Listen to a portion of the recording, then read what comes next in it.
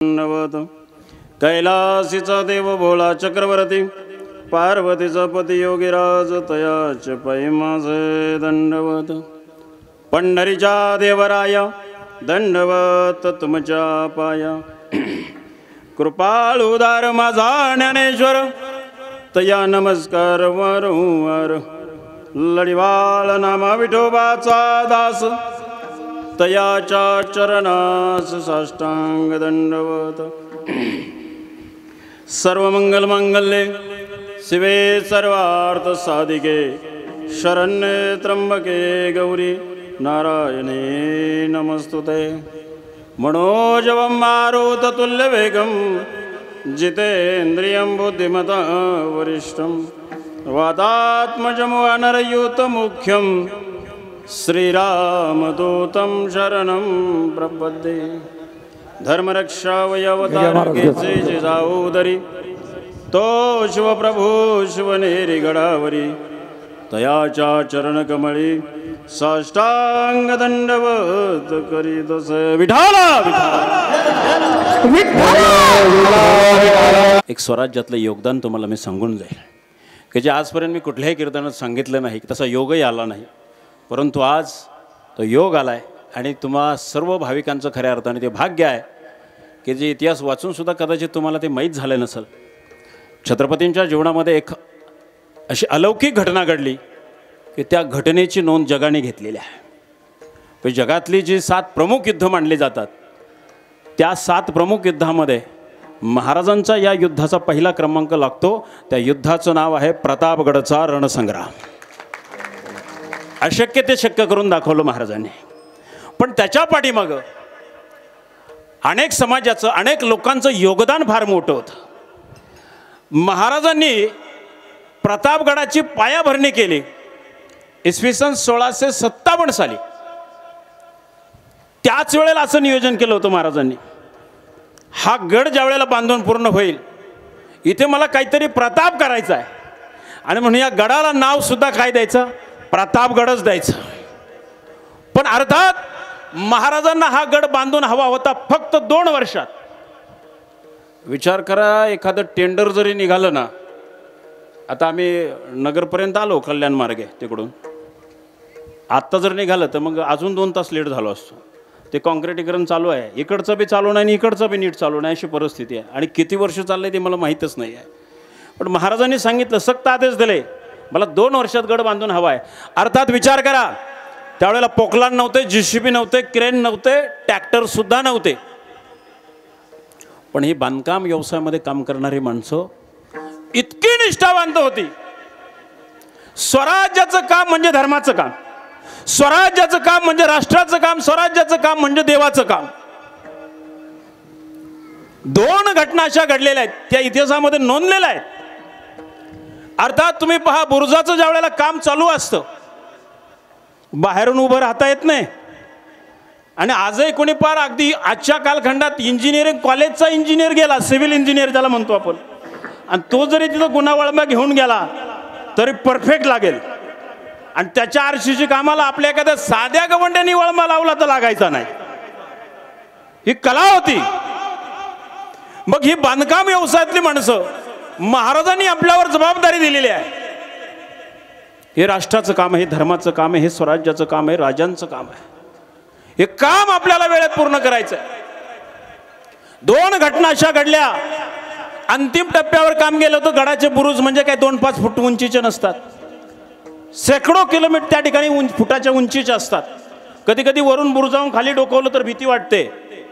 बुरुजावून ज्या वेळेला रायगडचा एक प्रसंग तुम्हाला माहीत असेल, हिरकणीचा, महाराजांचे बांधकाम खात्याचे प्रमुख म्हणाले, वरून खाली फक्त पाण्याची धारच जाऊ शकते आणि खालून वर येण्याचं धारिष्ट फक्त वायुदेवच त्या ठिकाणी करू शकतो. असे रायगडाचे अभेद्य बुरुज आहेत. पण ते अभेद्य बुरून भेदून जाणारी सुद्धा एक माऊली होती. त्या माऊलीचं नाव आहे हिरकणी. कुणासाठी गेली? लेकरासाठी गेली. त्यावेळेला महाराज म्हणाले, ती महाराष्ट्रातली माऊली आहे, लेकरासाठी रायगड काय स्वर्ग सुद्धा उतरून खाली येऊ शकते. महाराजांच्या मुखातलं वाक्य आहे. अर्थात ज्या वेळेला खलिता गेला कोणाकडे? हिरकणीकडे. महाराजांचं सांगावं आलाय. घाबरून गेली हिरकणी, कारण गडाची इजाजत नसताना, परवानगी नसताना हिरकणी गड उतरलेली होती. माझ्या हातून गुन्हा घडला आहे. घाबरून गेली, अंग थरथर कापत होतं. आणि महाराजांच्या समोर दरबारामध्ये हिरकणीला उभं करण्यात आलं.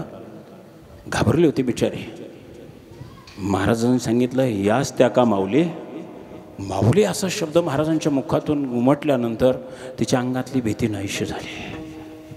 कारण तिला असं वाटलं होतं मला काहीतरी शिक्षा फरमावणार राजे, कारण माझ्या हातून न कळत का होईना पण गुन्हा घडलाय. महाराजांनी आपल्या जवळचा सेला दिला हो आणि सांगितलं, अंगाला आलेला घाम पुसा. तुम्ही आमच्या ताईसाहेब आहात. ताईसाहेब आहात म्हणजे कोण आहात? कोण आहात? लाडक्या बहिणीनं जरा बोला ना तुम्ही. तुम्हाला महिला मंडळ नाही कळत आता. लाडक्या बहिणी म्हणले का तुम्ही एवढ्या खुश होऊन जाता, काय शिंदे साहेबांनी जादू केली राहू तुमच्यावर. नाही, तसं जर विचार केला ना, असा भाऊ नाही भेटायचा परत. आधी आले आणि परतही येतील, पण असा भाऊ तुम्हाला जिंदगानीत भेटायचा नाही भाऊ. कारण त्यांच्या इतकं कोणी दिलं नाही. म्हणजे तुम्हालाच दिलं असं नाही बरं का, आम्हाला पण दिलं. दिंड्यांना दिले की नाही 20,000 रुपये. ज्येष्ठ नागरिकांसाठी मुख्यमंत्री तीर्थदर्शन योजना दिली की नाही. आणि जो इथं वारकरी आहे, धारकरी आहे, टाळकरी आहे, गायनाचारी आहे, मृदंगाचारी आहे, तो अगोदर पहिला शेतकरी आहे की नाही, त्यांना सुद्धा 7.5 HP पर्यंत फुक्कट लाईट दिली. फुक्कट. शेतकऱ्याला सगळ्यात मोठा खर्च जर असेल तर तो लाईट बिलाचा असतो, तो सुद्धा शिंदेसाहेबांनी उचलला. कोणताच घटक ठेवला नाही हो. ज्येष्ठांना तर फुकाट एसटी, जा पंढरपूरला, जा देहूला, जा आळंदीला. 75ची वाटच पाहत्यात जातो, कवा 75चं होते कवा फुकट पंढरपूरला जातोय, आहे की नाही. आणि तुम्हाला तर अर्धच तिकीट. तुम्हाला वयाची आट नाही, कशाचीच आट नाही. कुठेही जा, माहेरी जा, सासरी जा, मावाकडे जा, मामीकडे जा, मावशीकडे जा, कुठेही जा. असं माझा तो विषय नाही आहे. मला महाराजांची बहीण इथपासून तिथपर्यंत जायची वेळ आली. पण लाडक्या बहिणी, आता तुम्ही शिंदेसाहेबांच्या लाडक्या बहिणी, जरा 2 तास माझ्या बहिणी झाला तर काही मी चालेल ना भाऊ, थोडा 2 तास तुम्हाला चालेल ना? महिला मंडळ, लाडक्या बहिणी, चालेल चालेल. विठाला शेवेचे ठाई तत्पर हिरोजी इंदुरकर. हिरोजी इंदुरकरांना पाचारण केलं. तुम्ही असं म्हणाला होता, वरून खाली पाण्याची धार जाईल आणि खालून वर फक्त वाऱ्याचा झोतच येईल. मग ही माऊली कशी गेली? बोलती बंद झाली. काय बोलाव, राजे माफी असावे, आमचीच चूक घडली. सांगितलं, उद्या या क्षणाला अंमलबजावणी करा. उद्या या टायमाला या ठिकाणी बुरुज बांधायचं काम सुरू करा आणि त्या बुरुजाला या माऊलीचं नाव द्या. म्हणजे कुणाचं नाव द्या? हिरकणीचं. कधी जर रायगडावर गेला तर हिरकणी बुरुज पाहायला मिळतो, लक्षात ठेवा. आणि महाराजांनी सांगितलं, ज्या लेकरासाठी तुम्ही गड उतरून गेला ना, त्या लेकराचं नामकरण केलं आहे का? ती माऊली म्हणाली, नाही हो राजा. धनी मोहिमेवर गेल्या. तिचा नवरा सैनिक होता, पाईक होता स्वराज्याचा. तुकोबाराय म्हणतात, पाईकीचे सुख पाईकच जाणे. पाईक म्हणजे सैनिक. सैनिकाला सगळ्यात जास्त जर सुख कोणतं लौकिकाचं वाटत असेल माहिती आहे तुम्हाला? रणांगणावर वीरगती प्राप्त होणे, हे त्याच्या दृष्टीतलं सगळ्यात आनंदाची गोष्ट असते. म्हणून महाराज म्हणले, पाईकीचे सुख पाईकच जाणे. रणांगणावर त्याला किती जरी जखमा झाल्या तर त्या जखमांची वेदना होत नाही त्याला. महाराज आणखी एक ठिकाणी सांगतात तुकोबाराय, शूर मिरवे रणांगणी मरणाची संतोषी. त्याला संतोष म्हणजे आनंद कशात वाटतो? मरणात आनंद वाटतो. कोणाला? फक्त शूराला. आता आपल्याला एखाद्या म्हणलं, जमन का 1 तासाभराने मरायला जमन का? कोणाला असं विचारलं तो म्हणेल का मला आनंद वाटतो? असं म्हणेल का कोणी? एक म्हातारी सरपण आणायला गेली वनात. किटकिट म्हणजे पार वैताग आला या सगळ्या परपंचाचा. रोज सरपण आण, चुलपेटो, भाकरी ताप, रोजचं ते झाले. हा सगळ्या दुनियेला उचलायला येतो, मला कसा उचलायला येईना. आणि ते यम नेमकं वरून चाललं होतं. तिचं बोलणं ऐकलं, यम तिथं पुढं आला. बोल म्हातारी, कधी निघते? म्हणले कुठं? आता तू तर म्हणली मला उचलायला. मला उचलायला नाही, मला वझं उचलायला आहे म्हणे. म्हणजे मरणाची भीती. लक्षात आलं का तुमच्या? मरणाची भीती. वय झालंय म्हातारीचं तरी पण जगावं असं वाटतंय. पण शुराला वीरगतीत समाधान वाटतं. विठाला विठाला विठ्ठल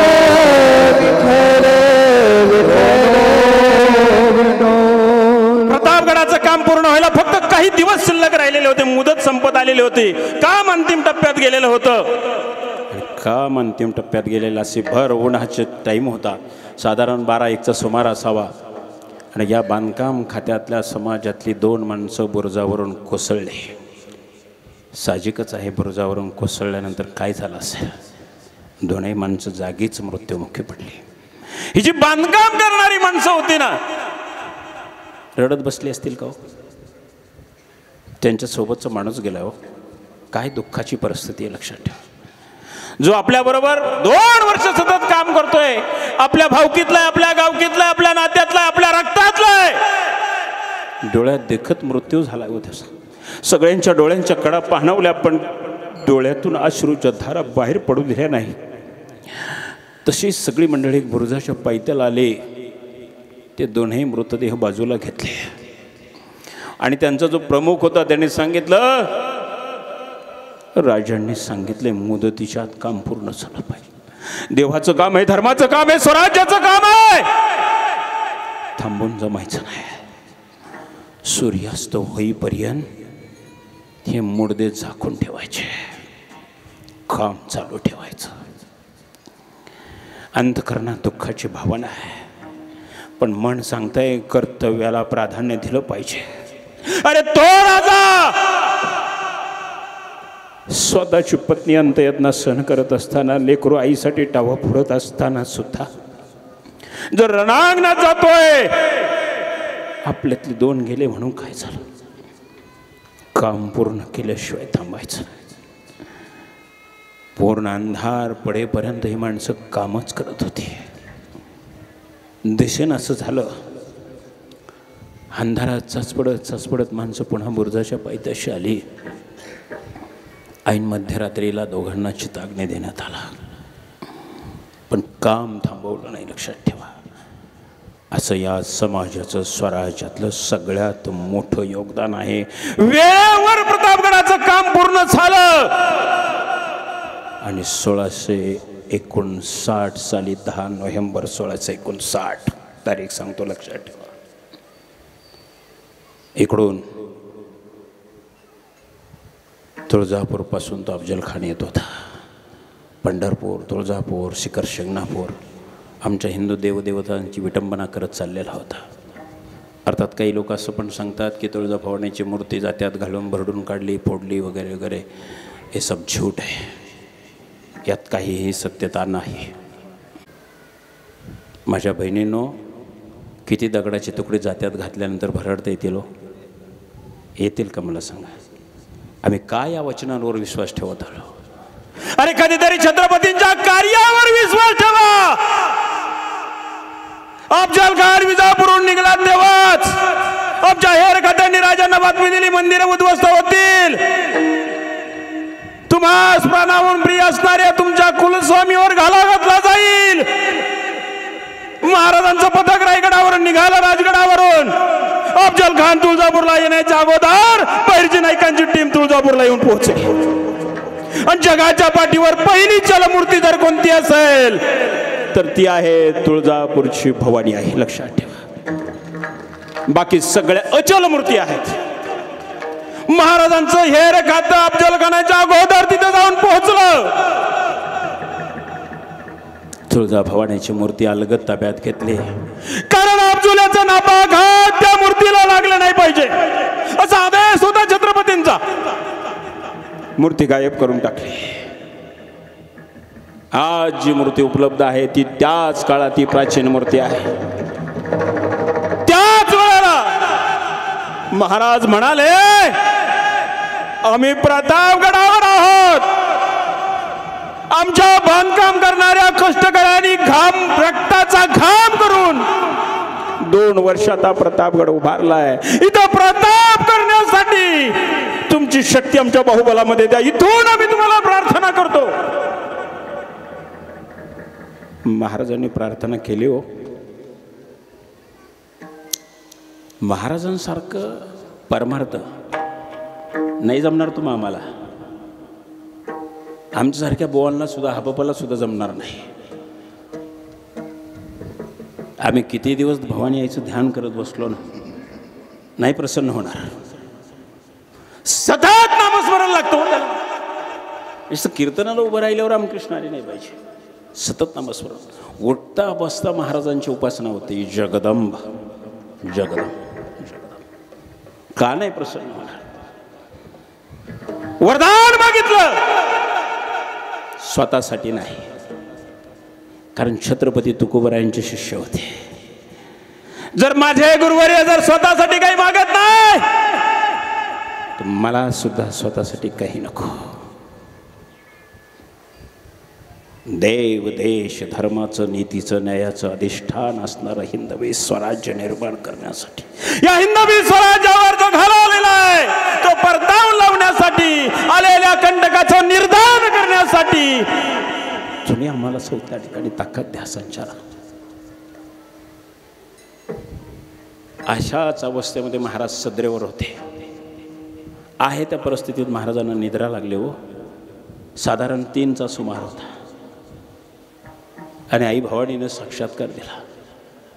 अर्थात काही काही नादान लोक असं सांगतात बरं का, महाराज खरंच साक्षात्कार दिला असेल का? मग आता त्यांनी असे कॅमेरा बोलवायला लागत होते महाराजांनी, जरा येता का आम्हाला आई भवानी जरा दृष्टांत देणार, तेवढं जरा शूट करून घेता का? असली पद्धत असते का? बरं आता समजा कॅमेरा आले, त्यावेळेला नव्हते सोडून द्या, समजा आहे आणि आत्ता एखाद्या दैवताने महाराज तुम्हाला दृष्टांत द्यायचं ठरवलंय, सांगून येतील का महाराज आम्ही येतोय बरं का तुम्हाला दृष्टांत द्यायला, तयारीत राहा कॅमेरा बिमेरा घेऊन? असं होतं का? जी नास्तिक विचाराची लोक आहेत, ज्यांचा मुळात आमच्या शास्त्रावर आमच्या पुराणांवर. आज एक महत्त्वाची घटना सांगून होतो तुम्हाला. श्रीरंग बाबांना खरी श्रद्धांजली जर आज कोणती मिळाली असेल सांगू तुम्हाला, आणि महाराष्ट्राचा मान उंचावेल अशी घटना आहे. जागतिक वारसामध्ये महाराष्ट्रातल्या 11 किल्ल्यांचा समावेश झाला आणि त्याच्यामध्ये प्रतापगड प्रथम क्रमांकावर आहे. हा बांधकामांच्या व्यवसायामध्ये काम करणाऱ्या पूर्वजांचा सगळ्यात मोठा सन्मान जगाने घेतला, जगाने लक्षात ठेवा. 12वा किल्ला तामिळमधला आहे, त्या किल्ल्याचं नाव आहे जिंजी. काही लोक म्हणले ना महाराजांचं स्वराज्य इथंच मर्यादित होतं, मग जिंजी काही महाराष्ट्रात आहे का? जगाला कळलं जिंजी महाराष्ट्राच्या बाहेर आहे म्हणून. पण छत्रपतींच्या आज अजून एक गोष्ट तुम्हाला मी सांगून जाईल. पाठीमागं महाराज जागतिक एक मोठा सर्वे झाला, संपूर्ण जगात सर्वे झाला. तो सर्वे असा होता की कोणत्या महापुरुषांची दिवसेंदिवस कीर्ती वाढतच चालली आहे, जी व्यक्ती दिवंगत आहे. खूप साऱ्या जगातल्या सगळ्या महाड व्यक्तिमत्वांचा सर्वे झाला आणि महाराष्ट्राला अभिमान वाटेल असं त्याच्यामधला निकष निघला. आणि निकष निघलेल्या व्यक्तिमत्वाचं नाव आहे छत्रपती शिवाजी महाराज. वर्षानुवर्ष राजांची कीर्ती वाढतच चालली, वाढतच चालली, वाढतच चालली आहे. स्वाभिमानाने पण अभिमानाने नक्की सांगावं लागेल. गतवर्षाची जी 19 फेब्रुवारीची जी शिवजयंती झाली ना, तुम्ही महाराष्ट्रात कराल यात नवल नाही हो, आम्ही पुण्यात करू नवल नाही, पण विश्वातल्या 117 देशात आमच्या राजाची जयंती साजरी झाली. हा महाराष्ट्राच्या मातीचा सगळ्यात मोठा सन्मान आहे. यापेक्षा मोठा सन्मान होऊ शकत नाही आमचा. हे आमच्या बापजाद्यांनी आमच्या पूर्वजांनी केलेल्या पुण्याईचं फळ आहे. कारण महाराजांच्या स्वराज्यामध्ये 18 पकड जाती जमाती, 12 आलोते 12 बोलवते असा समाजातला कुठलाही घटक नव्हता की जो स्वराज्यामध्ये सहभागी नव्हता. आता काही माजाटलेली मंडळी नव्हती, तो भाग वेगळा आहे, मी ते पण सांगून जातो. आता त्यांचा एवढा नको त्याचं नावाचा गवगवा करण्यात काय अर्थ हो? मला सांगा, प्रतापगडच्या मोहिमेमध्ये आमच्या जीवा महाल्याने 1 मिनिट जरी उशीर केला असता, समय जो म्हणतो ना आपण वेळ, 1 मिनिट जर उशीर केला असता तर कदाचित आज कीर्तन झालं नसतं, पुण्यतिथी झाली नसती. म्हणजे एक माणसाचं काम महाराजांनी आदेशच असे दिले होते, एकाची जरी चूक घडली तर सगळ्यांच्या गर्दनी मारल्या जातील आमच्या सकट. तरी पण आणखीन महाराजांनी सांगून ठेवलं मोरोपंतांना, जर यदा कदाचित आमचं काही बरं वाईट झालं तर आऊसाहेबांच्या नेतृत्वाखाली बाळराजांना तख्तावर बसून स्वराज्याचं देव देश धर्माचं कार्य चालूच ठेवायचं, थांबवायचं नाही. आम्ही असू अथवा नसो, पण स्वराज्याचं कार्य चालू राहिलं पाहिजे. त्यावेळेला दिलेला आदेश महाराज नसताना सुद्धा पुढे 27 वर्ष मराठे बिना तख्ताचे, बिना राजाचे, बिना नेतृत्वाचे लढले. अरे जो आला होता धर्म मिटवायला, जो आला होता स्वराज्य नेस्तनाबूत करायला, त्याच औरंग्याची कबर याच भूमीत काढली. ती मराठ्यांमध्ये आहे. हे फक्त एकाच गोष्टीमुळे घडलं. तो आला होता छत्रपतींचा विचार मारायला. तो मेला पण छत्रपतींचा विचार आजही अजरामर आहे. आजही अजरामर आहे. ते नसा नसामध्ये रक्तात भिनलेत राजे आमचे. छत्रपती किती अंगात संचारावे सांगू तुम्हाला. निश्चित अंगात नाही हो, या धमण्यांमध्ये सळसळले पाहिजे. धमण्यांमध्ये एक शेर सांगतो, आवडला तर टाळ्या द्या, नाही आवडला तर शांत बसा. हा अरे कापल्या जरी आमच्या नसा, त्यातून उधळण होईल भगव्या रक्ताची. अरे कापल्या जरी आमच्या नसा, त्यातून उधळण होईल भगव्या रक्ताची. अरे फाडली जरी आमची छाती, हृदयात मूर्ती दिसेल छत्रपतींचे. हृदयात मूर्ती दिसेल छत्रपतींचे. एवढे निष्ठा पाहिजे. असे किती औरंगे आले ना, हे चाकणा चोर करून टाकू, फक्त छत्रपती आमच्या अंगात संचारले पाहिजे बस. मग नाही गरज कोणाची. अरे नुसतं त्यांचं नाव जरी ओठावर आलं ना, मरगळलेल्या मनामध्ये हजार हत्तीचं बळ संचारलं जातं. ही ताकद छत्रपतींच्या नावामध्ये आहे, बाकीच्यांच्या नावामध्ये नाही. बाकी कोणाचाही गैरजर करा, नाही काही फरक पडत. हा, आणि शिवाजी महाराजांचा जयकार करा सांगावं लागतंय का. नुसतं छत्रपती शिवाजी महाराज की एवढं म्हणा, पुढचा आपोआप जयकार ओठातून बाहेर पडतो. हा, ह्याला निष्ठा म्हणतात. आणि ज्याच्या मुखातून जयकार बाहेर पडत नसताना त्याला हिंदुस्थानी म्हणून घ्यायची त्याची लायकी नाही. हलकट आहे तो हलकट आहे. तुझ्यासाठी पाकिस्तान ठेवलाय, तिकडे जा. हा, पाठीमागे एक हरामखोर म्हणला, हां वारकऱ्यांमुळं रस्त्यात ट्रॅफिक होते. अरे भडव्या, हे 700 वर्षांची ज्ञानोबरायांची तुकोबरायांची परंपरा आहे. ती आज नाही. सनातन हिंदू धर्म जेव्हा या जगाची निर्मिती झाली तेव्हा सनातन ज्याचा अंत नाही तो सनातन. लक्षात ठेवा, दिवारी आहे. तुम्ही रस्त्यात कुठेही कोल्हावर करता, त्याचं काय रे बाबा. तेव्हा नाही ट्रॉफिक होत. तुमचा धर्म आधी का आमचा आधी कोणचा, आधी कोणाचा धर्म आहे काय सांगतो इतिहास. आम्ही लय आधी किती आधी सांगू तुम्हाला मुस्लिम बनावं लागतं, तुम्हाला ख्रिश्चन बनावं लागतं. हिंदू बनते नाही, हिंदू पैदा होते हैं, वो बनते नहीं. एक खुदा की ताकद आहे, ईश्वराची करणे आहे. हिंदू मुळात जन्माला येतो, तो जन्मल्यावर हिंदू असतो, नंतर त्याला तुम्ही सुनता करून मुसलमान करता, कारण तो जन्माला हिंदू म्हणून येतो. याची जाणीव तुम्हाला असली पाहिजे, याची जाणीव असली पाहिजे. आणि ज्यांना जाणीव नाही ना, त्यांना तुकोबरायांनी एक आदेश दिला, एक काम सांगितलं. काय काम सांगितलं. हिंदुत्व धोक्यात आले असं आज मानावं लागेल. आज हिंदुस्थानातले कमीत कमी 225 जिल्हे इस्लाममय झालेत. ईशान्येकडच्या 9 राज्यांमध्ये हिंदू अल्पसंख्याक झालेला आहे. तिथल्या आमच्या माता भगिनी जीव मुठीत घेऊन त्या ठिकाणी जीवन जगतात. त्यांच्यावर होत असणारे अन्याय अत्याचार हिंदू पुरुष उघड्या डोळ्याने पाहतात, पण विरोध करण्याची हिंमत नाही. जे छत्रपतींच्या जन्माच्या अगोदर होतं ते ईशान्येकडे आज घडू लागलं आहे. अजून आमच्याकडे त्या झळा पोहोचल्या नाहीत म्हणून आम्हाला त्याची जाणीव नाही.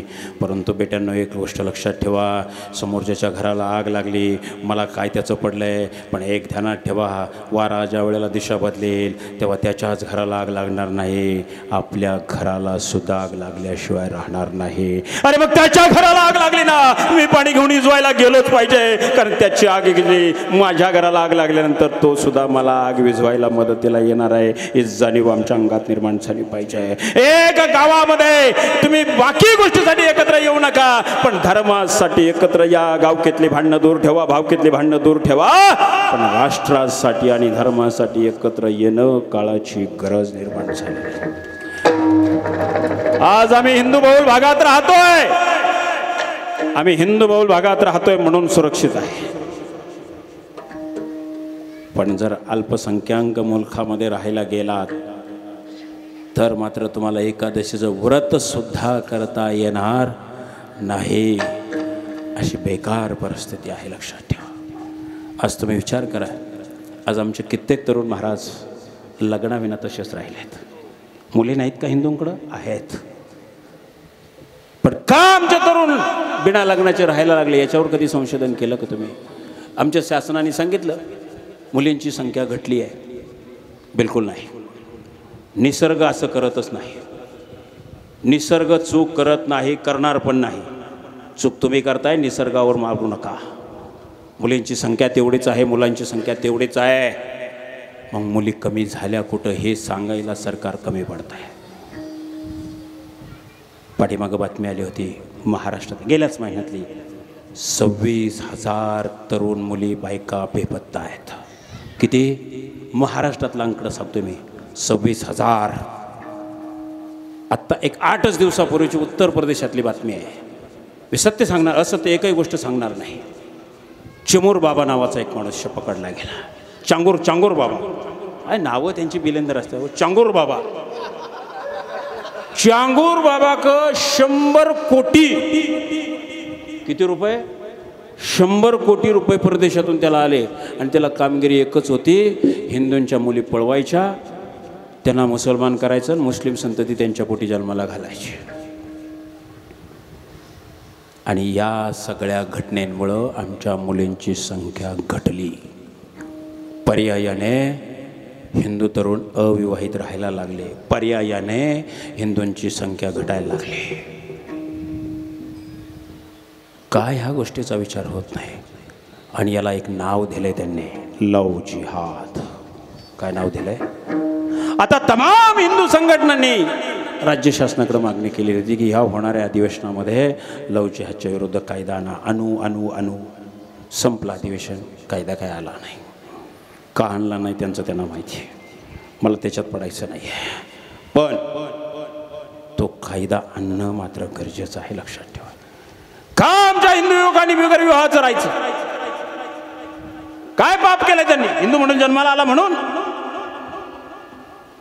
एक सांगतो तुम्हाला, सगळेजण या क्षणाला वचनबद्ध व्हा की आमच्या गावामध्ये, आमच्या परिसरामध्ये, या पुढच्या कालखंडामध्ये आमच्या गावातली एकही तरुण मुलगी, एकही स्त्री बेपत्ता होऊ देणार नाही. एकही मुलगी लव जिहादची बळी पडू देणार नाही. यासाठी आम्ही सगळे तरुण पुरुष मंडळी खांद्याला खांदा लावून एकत्र येऊ, तर छत्रपतींचे विचार तुमच्या नसा नसात आहे असं मी म्हणेल. ती गरज आहे. देशाची फाळणी झाली तेव्हा यांची संख्या फक्त 3% होती. आज 30% जाऊन पोहोचले. आमची टक्केवारी त्यावेळेला किती होती? 82% होती. आम्ही 75वर आलो. आम्ही वाढलो का घटलो? घटवण्यासाठी सुद्धा प्लॅन होता. नसबंदीचा कायदा आणला होता. आम्हाला आणला होता की नाही? जुनी मंडळी सांगते, बाबा आणला होता की नाही? हिंदूंनाच होता की नाही? कायदा कोणी मांडला? हिंदूंनी मांडला. बरं, एवढ्यात समाधान नाही झालं, पुन्हा आणखीन एक कायदा आणला. छोटे कुटुंब सुखी कुटुंब, हम दो हमारे दो, म्हणजे आम्ही दोनच. आणि त्यांनी हम दो हमारे क्रिकेटची टीम आमच्या आळीतल्या किपवर जमा केली तरी टीम व्हायना राव. आणि यांची एका घरात टीम चालत. कुठं चाललंय आम्ही? का छत्रपतींचं स्मरण होत नाही आम्हाला? शिवरायांचे आठवावे, जीवित तृणवत मानावे, इहलोकी परलोकी वरावे, कीर्ती रूपे समर्थांनी सांगून ठेवलंय. जेव्हा जेव्हा राष्ट्रावर संकट येईल, जेव्हा जेव्हा परिसरावर संकट येईल, मायभूमीवर संकट येईल, धर्मावर संकट येईल, तेव्हा समर्थांनी सांगितलं छत्रपतींना आठवा. आणि छत्रपतींना आठवल्यानंतर जीवाची किंमत करू नका. अरे जो जीवाशी खेळतो तोच शिवाजी असतो, लक्षात ठेवा. तोच शिवाजी असतो. आजही शिवाजी आमच्या समाजामध्ये आहे, पण तो व्यक्त होत नाही, तो दिसत नाही. आणि आम्हाला वाटतं शिवाजी राजा जन्माला यावा. प्रत्येकाला वाटतं राजा आहे, तुम्ही पुन्हा जन्माला या.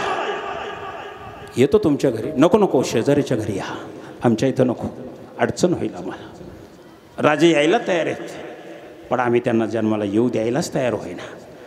महाराज प्रत्येकाला म्हणाले, येतो आम्ही तुमच्या घरात. नको नको रामभाऊच्या घरात या. रामभाऊ येऊ का तुमच्याकडे? नको गेनभाऊच्या घरात या. गेनभाऊ तुमच्याकडे? नको वामनेच्या घरी या. महाराज म्हणले, येतच नाही, माझं बरं आहे वैकुंठामध्ये. महाराज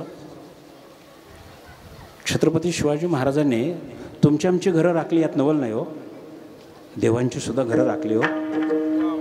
आणि मग ज्याची घरं राखली त्याला वाटलं या राजाला घर नाही, मला त्याचं घर कुठं बांधलं पाहिजे. वय थांबू का कीर्तन? तुम्हाला कटाळा आला असला तर तुम्ही पार असे उदास बसला, जणू काय काय हिंदुस्थानचं कर्ज तुमच्याच डोक्यावर दिले काय, मला काय कळा ना. कीर्तनात तरी तुमच्या चेहऱ्यावर हास्य उमटू द्या राव. कीर्तन म्हणजे इथं तुम्ही सुरक्षित आहात. सुरक्षित आहात का नाही? जर बसलेल्यापैकी एखाद्याचं नाव लिस्टमध्ये आलं, कोणाची लिस्ट? कोणाची? यमाची. आणि ते आले इथं, ते तिथं उभे राहिले गाडी पिकअप पशी, रामभाऊचं नाव, रामभाऊ कुठे? इथं कीर्तनात बसलं आहे. येता येईल का तुमच्यापाशी? त्याला येईल का? का नाही येता येणार? का येता येणार नाही? का येता येणार नाही? यमधर्म सांगत होता तुम्हाला इथे ते सत्ता जेथे होय. इथं सुरक्षित असताना काही धोकाच नाही म्हटल्यानंतर आनंदात बसलं पाहिजे माणसाने. काही ना आनंद काय वस्तू आहे बा, तीच गावली नाही अजून. कुठं शोध येतात काय माहिती. रोज लोक शोध येतात माहिती आहे तुम्हाला. ते मशीन असतं प्रत्येकाकडे एक सारखं चालू, शोध चालू आहे पण अजून काही पूर्ण झाला. शोध चालू आहे, रोज चालू असतो, सकाळ संध्याकाळ जो आपला तरी चालू असतो, पण शोध काही लागला नाही.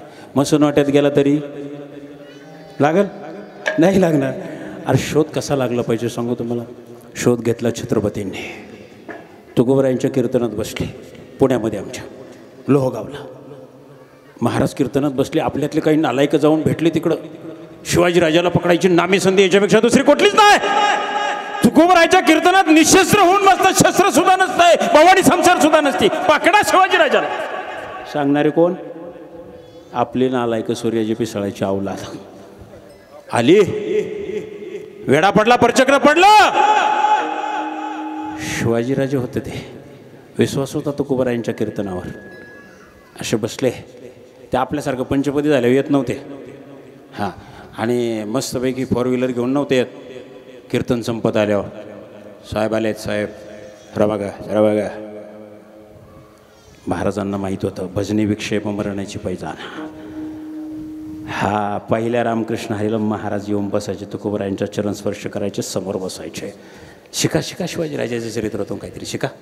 हां, आणि मग कीर्तनात बसलोय मी. कोणाच्या? तुकोबरायांच्या.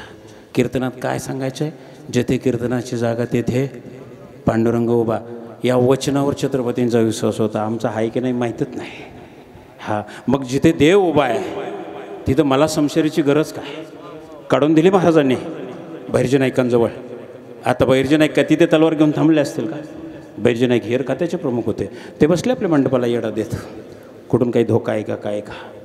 खबर आली लगेच, राजा आहे, परचक्र येते. महाराजांनी न ऐकल्यासारखं केलं बुवा. आणि नजर झाली तुकोबरायांची. तुकोबरायांनी फक्त पापणी लावली, बोलले नाही काही. अर्थ समजला छत्रपतींना. काय झालंय? काही होऊ द्या, इथंच बसा. मागची मंडळी गडबडली. खबर लागल्यावर उठून जायला लागले. उठलेल्या पहिल्या 2-4 माना कापल्या गेल्या. पुढचे म्हणले जरा तासाने मरण, लगेच उठलो तर लगेच मरण, काय करा त्यापेक्षा बसलेलं बरं. पुढची बसली, मागची गेली कापून. वेडा पडला. तुकोबरायाने भगवंताचा धावा केला. अरे तुझ्या रावळाचं रक्षण ज्याने केलंय तो पुण्यवान राजा माझ्या कीर्तनात बसलाय. जर त्याच्या केसाला धक्का लागला तर उद्या माझ्या कीर्तनाला माणसं सोड पण कुत्र सुद्धा येणार नाही. कुठे निद्रा लागली तुला? तो का म्हणे देवा काय निद्रा केली धावा. कशी झोप लागली तुला? अधिकार होता तुकोबरायांचा. देवाशी भांडायचं आहे, बायकोशी नाही भांडायचं, मिवणीशी नाही भांडायचं, हा देवाशी भांडायचं आहे. कशी झोप लागली तुला?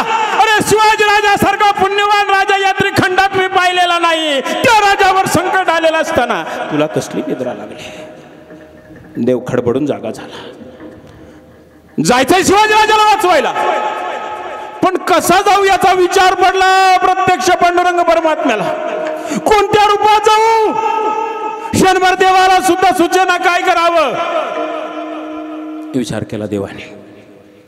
जायचंय कोणाला वाचवायला? एका पुण्यवान राजाला.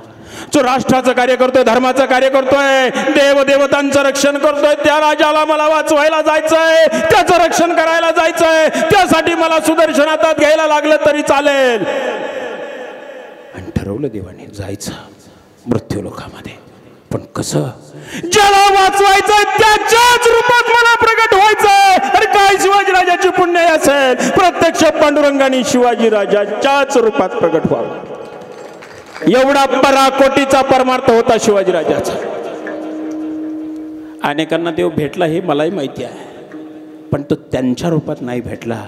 शिवाजीराजाला देव भेटला तो शिवाजीराजाच्या रूपातच भेटला. ही शिवाजीराजाची पुण्य आहे. हा शिवाजीराजाचा परमार्थ. आमचा काय परमार्थ? आमचा कसा परमार्थ सांगू तुम्हाला.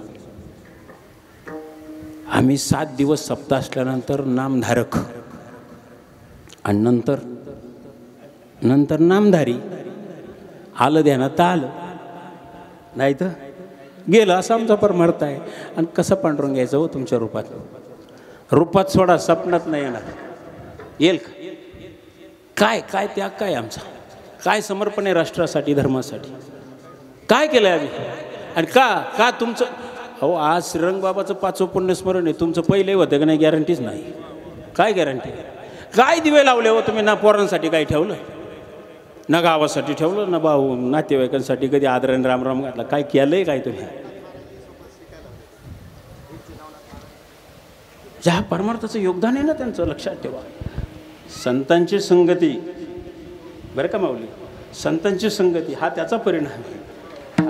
ज्ञानोबरायांनी हरिपाठात काही एक गोष्ट चुकीची नाही दिली हो. प्रत्येक गोष्ट आम्ही किती आत्मसात करायचं हे सगळ्यात महत्त्वाचं आहे.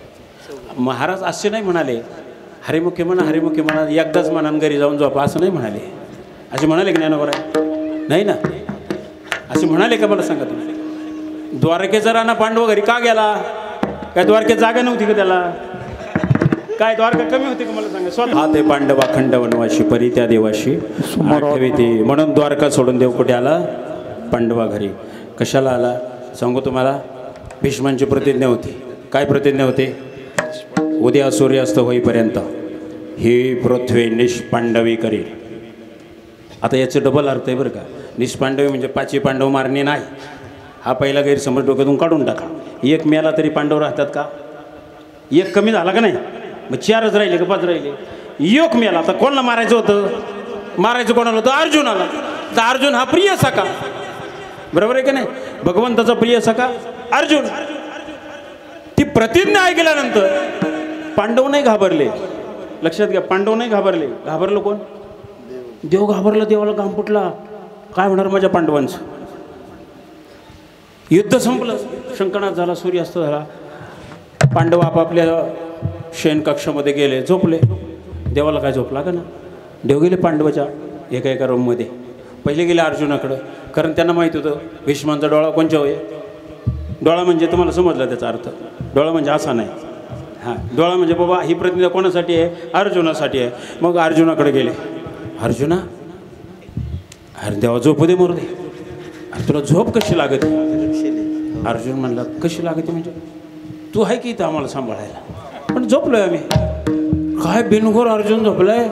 देव म्हणतो, अरे तुला मरण्याची काय भीती आहे का नाही? तू असले आम्हाला मारतो कोण? अर्जुनाचा किती प्रचंड आत्मविश्वास आहे. देव हलवून हलवून जागे करतात. अर्जुन म्हणतो, देवा लय युद्ध केले तुम्ही, आपल्या आरामशीर बसून उभे राहतो. ढकल का ढकल, गोड मागं का गोड, एवढंच केले तुम्ही. मला ताण नुसता बाणच सोडत होतो. फार का बाव खाड गेला मला. बाण सोडू झोपू दे जरा, उद्याही परत बाण सोडायचे. हां, देवा नको येडेवाणी करू, झोपू दे मला. भगवंत विचार करतात, ह्याचं हा मरण का जगून उद्याची मला काळजी पडली. आणि हा म्हणते मला झोपू द्या. झोप बाबा झोप. दुसऱ्याकडे गेले, तिसऱ्याकडे. मी 4 पांडवांचं वर्णन सांगणार नाही आता. शेवटी कोणाकडे गेले? पांचाली कोणाला म्हणतात? द्रौपदीकडे गेले. द्रौपदीकडे गेले तोपर्यंत पहाटेचा 2:30चा सुमार झाला का. जितक्या वाजता आम्ही आमच्या गाडीला स्टार्टर मारला होता आज, हा तितक्या वाजता गेले. आणि गेल्यानंतर द्रौपदीला उठवलं. अगं तुझे 5 पतींचा जीव धोक्यात आहे, उद्या कोण जाईल याचा नियम नाही. ते म्हणले, देवा तू असताना माझ्या पतीच्या केसाला धक्का लागू शकत नाही. अगे तुला म्हणायला सोपं आहे, पण मला रक्षण करणं अवघड झालंय. तू मला मदत कर. म्हणजे काय मदत कर? म्हणजे उठ. हां, पहिले बिछाना सोड. उठली बरं का द्रौपदी. तुम्ही घरी जा आणि अर्ध्या रात्रीला तुमच्या द्रौपदीला म्हणायचं उठ. उठेल का? आणि समजा उठली, पहिली विचारीन अर्ध्या रात्रीला कुठं विचारेन का? द्रौपदीने विचारलं असेल का?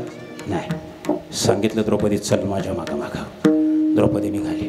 पण जात असताना द्रौपदीच्या पायातल्या खडावांचा आवाज येत होता.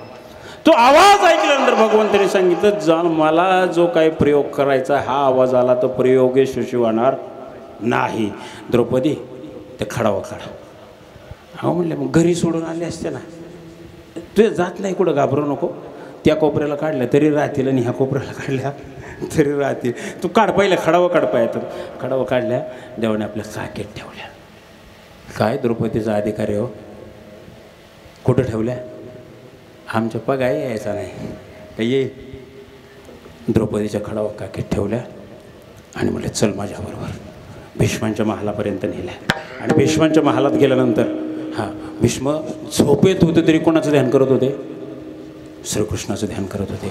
आणि सांगितलं द्रौपदीला द्रौपदी जायचं आणि भीष्मांचं दर्शन घ्यायचं. भीष्मांची एक सवय होती, कुणीही दर्शन घेऊ दे आशीर्वाद दिल्याशिवाय जाऊ देत नव्हते. पुन्हा देवाला मनात आलं थांब, दर्शन घ्यायला कोण आलंय, स्त्री का पुरुष हे त्याला कळलं पाहिजे. कोणाला? भीष्मांना. हा म्हणले एक काम कर, दर्शन घ्यायच्या अगोदर हातातली कंकणं वाजव.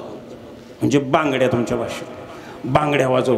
म्हणजे भीष्मांना कळेल दर्शन घ्यायला आलेली कोण आहे? स्त्री आहे, महिला आहे. हां, मग ते आशीर्वाद महिलेला देतील का पुरुषाला देतील? महिलेला देतील.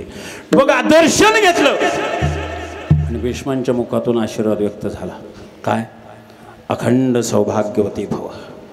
हा शब्द ऐकल्याबरोबर द्रौपदी होती रावती, ती आपल्या गावातली बाई नव्हती. कडाडली, अग्नीतून प्रकट झाली रावती. कडाडले पितामह, हा आशीर्वाद या जन्मेचा आहे का पुढच्या जन्मेचा आहे? खडकन तोंडावरचं पांघरून काढलं. एवढी खडणारी बाई आहे कोण? पांघरून काढल्याबरोबर समोर पाहताय द्रौपदी. पहिलं मला एक सांग, तू एवढ्या रातची आली कशी? कोण आहे तुझ्यासोबत?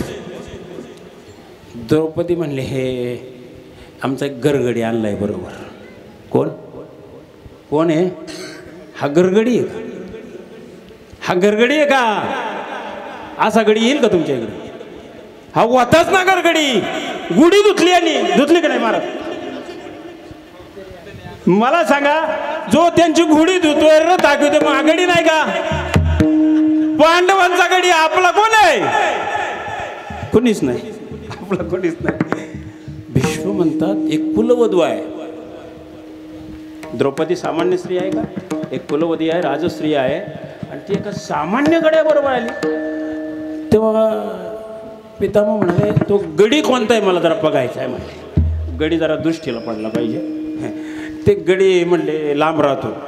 बा मोठी लोक कधी कधी माझ्याकडे येतात आणि ते ड्रायव्हरला आमच्या बंगल्याच्या कंपाऊंडच्या बाहेरच ठेवतात.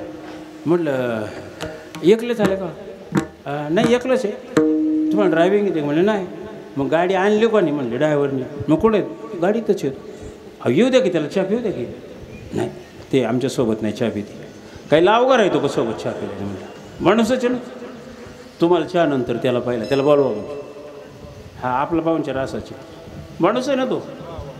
शिवा भले कमी सरस असेल हो, तू लाख असेल लघुपती, पण तुला सुरक्षित इथं आणलाय कोण? त्याची काही किंमत आहे का ना?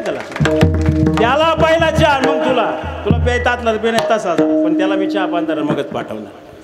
माणसाने कोणालाही कधी कमी समजू नये. समोरून गाडी भरधाव आली, तिच्यातून तुम्हाला वाचवण्यासाठी स्टेअरिंग फिरवणारा तोच असतो. त्याला इतकाही काही कमी समजायचं कारण नाही, लक्षात ठेवा. म्हणून ड्रायव्हरला कधी कमी समजू नका. माझा ड्रायव्हर म्हणला महाराज मला सकाळी जाग येणार नाही. म्हणलं येऊ नको, तू आराम कर. मी बळच त्याला जबरदस्ती बसवायचा आणि त्याने डोकले खाऊन ॲक्सिडेंट केला आणि त्याच्या नावाने पान फाडण्यापेक्षा आपण स्टेअरिंगला स्टार्टर मारायचा. हे जमलं पाहिजे, पण त्याला कमी लेखायचं नाही. आपण जेवायला बसलो आणि त्याला पण शेजारी बसवला पाहिजे, तर तो आपलं जीवन सांभाळतो, लक्षात ठेवा. म्हणून कुणाला कमी समजू नका हो. एक कपी समोर एक घटना आठवली मला. मी कर्नाटकात कीर्तनाला गेलो होतो.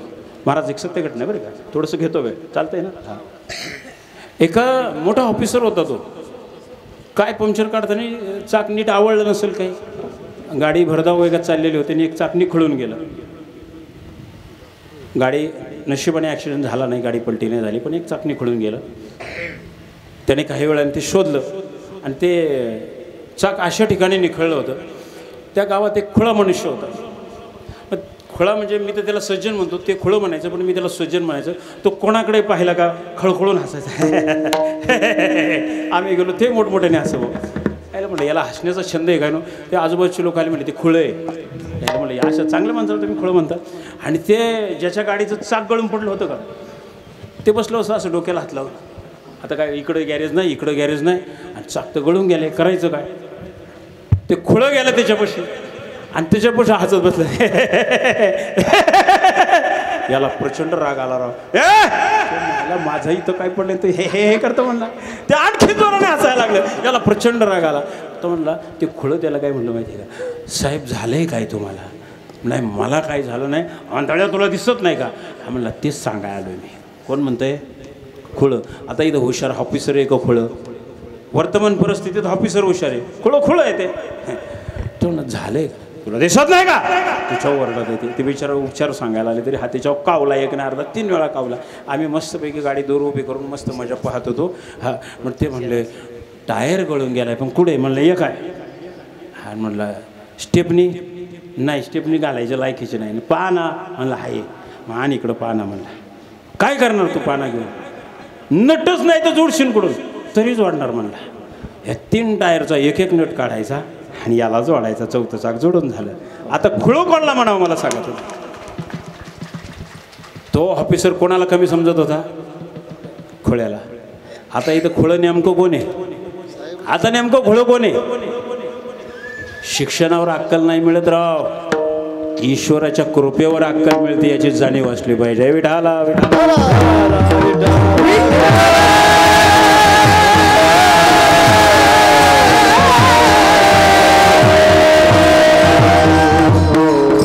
महाराज म्हणाले आम्हाला खुळं का असं, पण देव म्हणतात आम्हाला कुठं जन्म द्या, इहलोके म्हणजे मृत्यूलोक. थोडंसं संस्कृतीवर 2 मिनटं घेतो, कारण मी मराठवाड्यात आलो आहे आणि संस्कृतीवर बोललो नाही असं मला वाटत नाही. का सांगू तुम्हाला, संस्कृती जिवंत राहिली ना ती महाराष्ट्रात फक्त मराठवाड्यातच राहिली, म्हणून बोलावं असं वाटतं. पण तुमचा आदर्श हे 2 जण येत नाही तर ते अख्ख्या महाराष्ट्रात पोचवतील, आणि तो जिवंत ठेवला यांनी, या माझ्या लाडक्या बहिणींनी.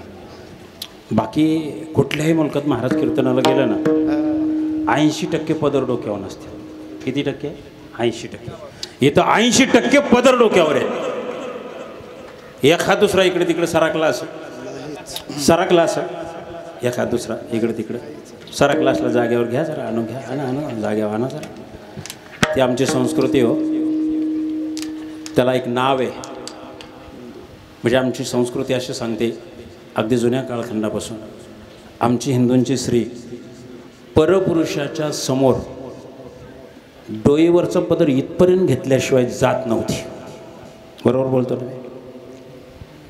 आता इथं सोडा, इथं आता निसता इथं, आणि नंतर पारच इथं आला. म्हणजे तुमच्याकडचं नाही बरं का. मी कीर्तनाला उभं राहिल्या पहिली नजर तुमच्यावर टाकली, मला 80%पेक्षा जास्त पदर डोक्यावर दिसले. आता राहिलेल्याने इकडचं तिकडचं बघून जरा थोडंफार मनाची धारा, थोडी जनाची नाही पण आपली मनाची नाही का, धरा ना मनाची धारा धरा. तुम्ही घ्या.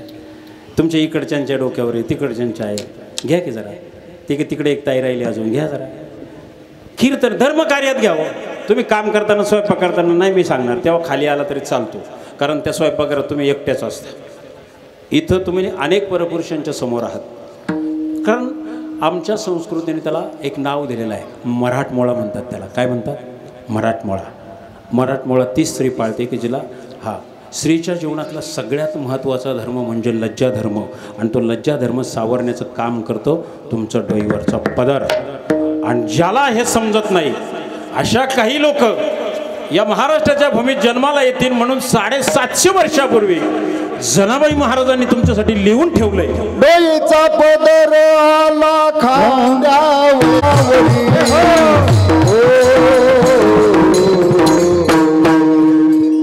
भरल्या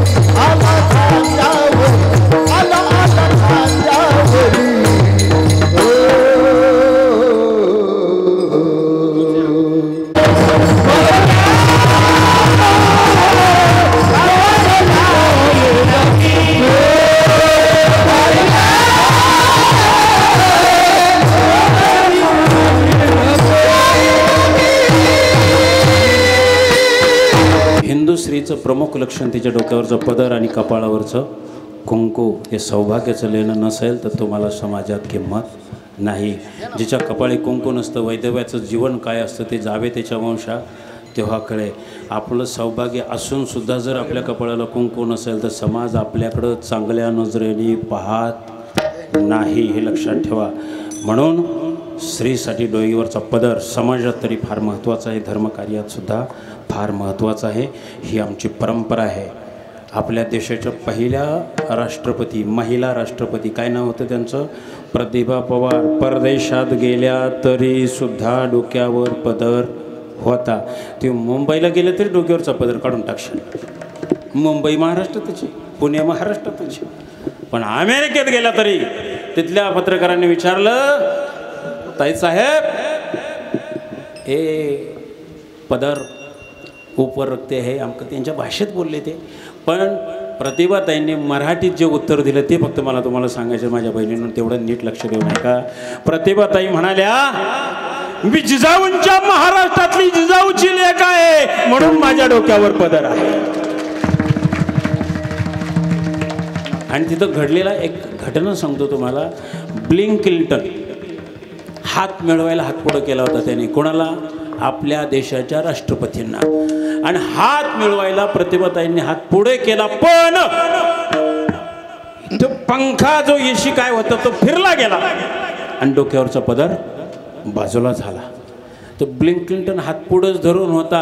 आपल्या प्रतिभाताईंनी पुढं केलेला हात मागं घेतला आणि खांद्यावर आलेला पदर पुन्हा डोक्यावर घेतला आणि मग हात मिळवला. ही परंपरा आहे, ही परंपरा आहे आमची. कारण प्रतिभाताई पाटील ह्या सुद्धा महाराष्ट्राचीच कन्या आहे, हे लक्षात ठेवा. आणि माझ्या माहितीप्रमाणे राष्ट्रपतीपेक्षा अजून तरी कोणी मोठं नाही. मग तेवढा आदर्श तुम्ही ठेवावा, हे सगळ्यात महत्त्वाचं आहे. आता पुरुष मंडळ लई खुश नका हो तुम्ही लई येडवाणी करायला लागले. हां, तुम्ही काही धड राहिले अशातला भाग नाही.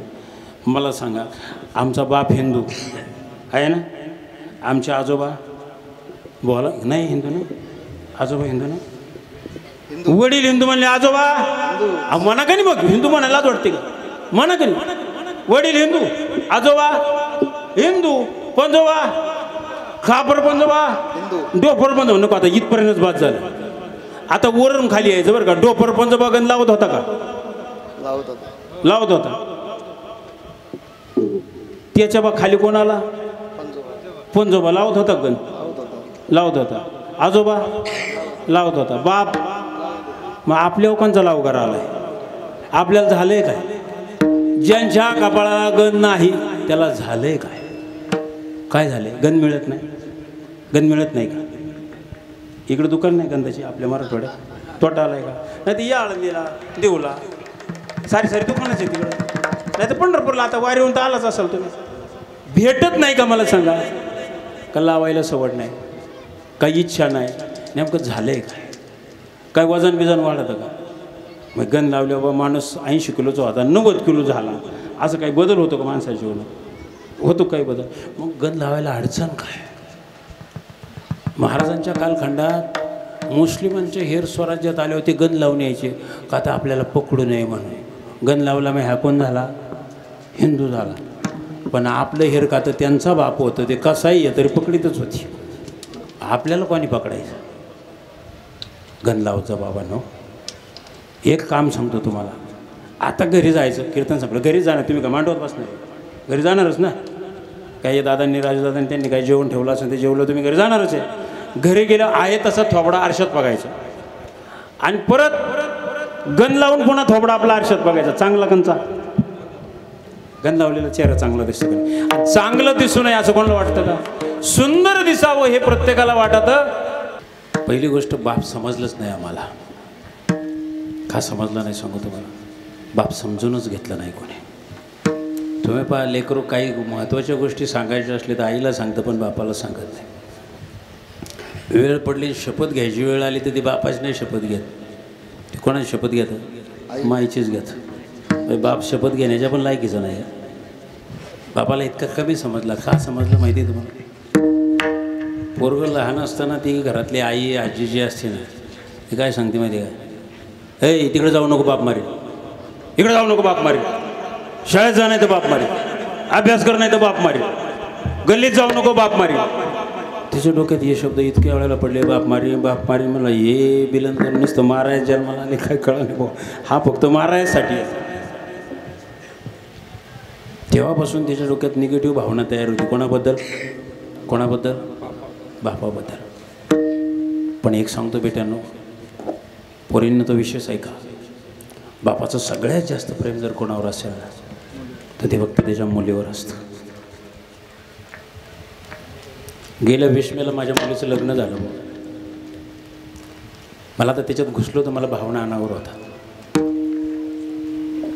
जावे त्याच्या वंश तेव्हा कळे. काही लोक म्हणतात मुला मुलीचं लग्न असले आईबापाने उपवास धरावा लागतो. माझा उपवास आपोआप घडला. आलेल्या अतिथींचं सेवा करणे, नमस्कार घालणे याच्यातच कधी वेळ गेला ते मला कळलं नाही. मूक नावाची गोष्टीचा माझा संबंधच आला नाही. कारण तो महाराज नव्हता, तो बाप होता. सकाळी 10:30ला करेक्ट काट्यावर काटा मी साखरपुडा सुरू केला. कारण खूप मोठे हस्ती लग्नाला होत्या. जवळपास 10-11 देवस्थानचे प्रमुख विश्वस्त मंडळी उपस्थित होते. क्लास 1 ऑफिसर होते, डॉक्टर होते, वकील होते, इंजिनियर होते, पत्रकार होते. मी अभिमानाने नाही पण स्वाभिमानाने सांगतो, माझ्या मुलीच्या लग्नाची बातमी TV चॅनलला पण होती, पेपरला पण होती. कारण लग्न त्या पद्धतीने लावलं नाही. लग्नाचा ऐतिहासिक सोहळा होता, सगळा पारंपरिक नव्हता. सकाळच्या सत्रामध्ये नवरीचं ज्यावेळेला आगमन झालं ना त्यावेळेला छत्रपतींच्या युद्धकला मी सादर केल्या. लोक भारावून गेले अक्षरशः. क्षणभर छत्रपतींचं मरण झालं, सगळ्यांना स्मरण झालं. संध्याकाळच्या वेळेत महाराजांना सामूहिक मानवंदना दिली. हजारोनी संख्येने त्या ठिकाणी वराडी मंडळी उपस्थित होती. सामूहिक मानवंदना दिली, महाराजांच्या आरती संपन्न केले. आणि तुकोबरायांच्या वंशज माणिक महाराज मोरे यांच्या शुभ हस्ते माझ्या कन्याला होणाऱ्या जावयाला, मी जावयाला अगोदर सांगितलं होतं एक अमूल्य भेट मी तुम्हाला देणार. ते साळकृत कन्यादान बिन्यादान त्या भानगडी वेगळ्या, त्याचा ह्या घटनेशी काही संबंध नाही. महाराजांचं रायगडावरची जी प्रतिकृती आहे ती प्रतिकृती जावयाच्या लेकीच्या हातात दिली. जीवनात काही चढउतार होऊ द्या, फक्त राजांचं स्मरण करा, हीच माझ्याकडून तुम्हाला अमूल्य भेट. कुणाची पूजा करा नका करू, पण छत्रपतींची पूजा करा, तुम्हाला काही कमी पडणार नाही. कारण ज्याने देवाची पूजा केली, देव पूजेसाठी सुरक्षित ठेवला, त्याची पूजा केली तर देवाची पूजा केल्याचं फळ त्या ठिकाणी प्राप्त होत आहे. हे मी नाही सांगत, तुकोबराय सांगतात पुण्यवंत व्हावे. मग छत्रपती सज्जन नाहीत का? ज्यांच्यासाठी देवाने यावं त्याच्यापेक्षा सज्जन अजून मला मृत्यू लोकात दुसरा कोणी दिसला नाही. आणि लोका सांगे ब्रह्मज्ञान आपण कोरडे पाषाण असं पण नाही आहे. माझ्यासोबत माझे सहकारी किरण महाराज बनकर आहे, विचारा त्यांना. आणि कधी आमच्या पुण्याकडे आला तर आवर्जून चहा पाण्याला माझ्याकडे कोणीही एखाद्या व्यक्तीने, अख्ख्या गावाला तरी सगळ्यांना चहा पाणी मिळून तो भाग नाही. महाराजांचं नित्यदर्शन व्हावं, नित्य सेवा करायला मिळावी म्हणून राहत्या घरी महाराजांचं तब्बल 10.5 फूट उंचीचं भव्य दिव्य स्मारक उभारलेलं आहे. जेव्हा जेव्हा माझ्या जीवनात काही चढ उतार येतात त्यांच्या पुढे नतमस्तक होतो, आनंदिता व्यक्त करतो. राजे, तुम्ही फार चढ उतार पाहिलेत, आमच्या जीवनात आलेत, सांगा